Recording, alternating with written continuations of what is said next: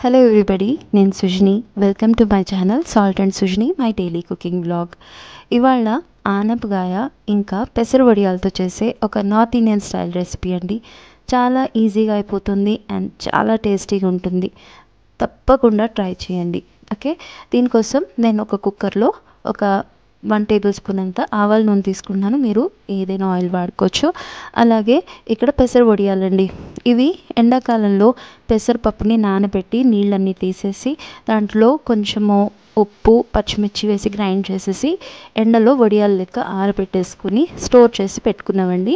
So అవి ఒకసారి నూనెలో ఇలాగా గోల్డెన్ కలర్ వచ్చే వరకు లో ఫ్లేమ్లో వేయించుకొని తీసి పక్కన పెట్టేసుకుందాము. ఏ రెసిపీలో యాడ్ చేసుకున్నా మీకు చాలా చాలా మంచి టేస్ట్ వస్తుందండి ఈ వడియాలు.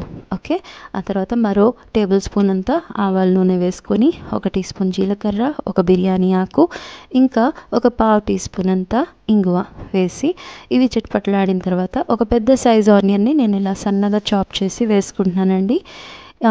దాంతోపాటు ఒక 2 పచ్చిమిరపకాయలు చాప్ చేసినవి, కొంచెం కరివేపాకు, ఆనియన్స్ వేగడానికి సరిపోయేంత ఉప్పు వేసి ఒకసారి కలిపేసుకుందాము. ఈ ఆనియన్స్ మగ్గేలోపు ఒక చిన్న మసాలా తయారు చేసుకుందామండి.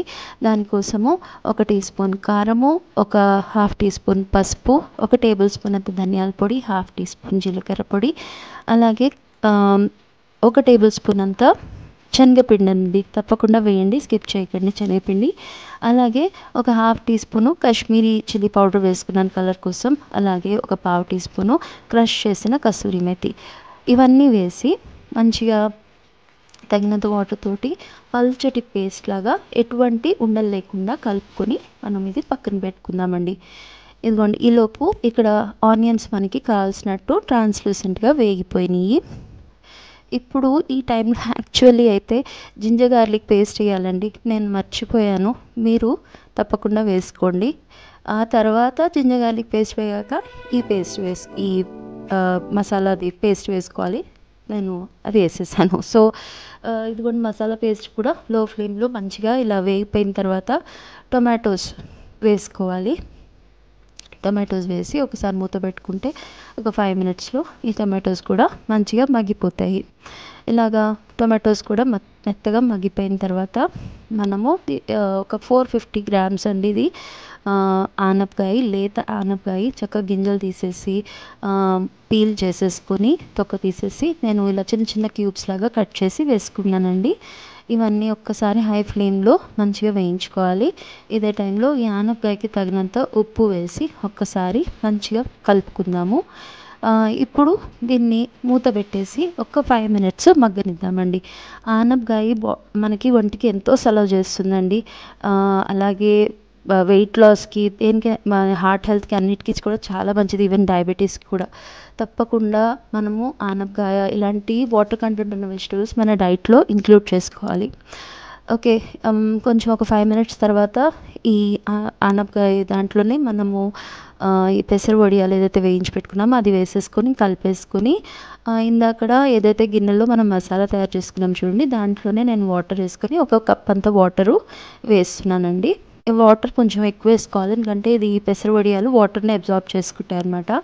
అలాగే తగినంత ఉప్పు, కొంచెం గరం మసాలా వేసుకోవాలండి. గరం మసాలా నేను ఇక్కడ నా దగ్గర హోమ్ మేడ్ పంజాబీ గరం మసాలా ఉంది, అది వేసుకున్నాను. మీరు నార్మల్ గరం మసాలా వేసుకోవచ్చు. ఇప్పుడు కుక్కర్ మూత పెట్టేసి ఒక విజిల్ హై ఫ్లేమ్లో, ఒక 3-4 విజిల్స్ మీడియం ఫ్లేమ్లో ఇచ్చుకుంటే మనకి ఆనపకాయ ఇంక వడియాలు చక్కగా ఉడికిపోతాయండి. అంతే, మనము ఇంకా సన్నగా తరిగిన కొత్తిమీరతోటి దీన్ని గార్నిష్ చేసుకోవడమే. వేడి వేడి అన్నంలో కానీ చపాతీతో కానీ చాలా చాలా బాగుంటుందండి. తప్పకుండా ట్రై చేయండి. పెసర వడియాలు కూడా హెల్త్కి చాలా మంచిదండి. అవి protein rich and fibre rich food అనమాట. సో అది కూడా లో ఇన్ ఫ్యాటే.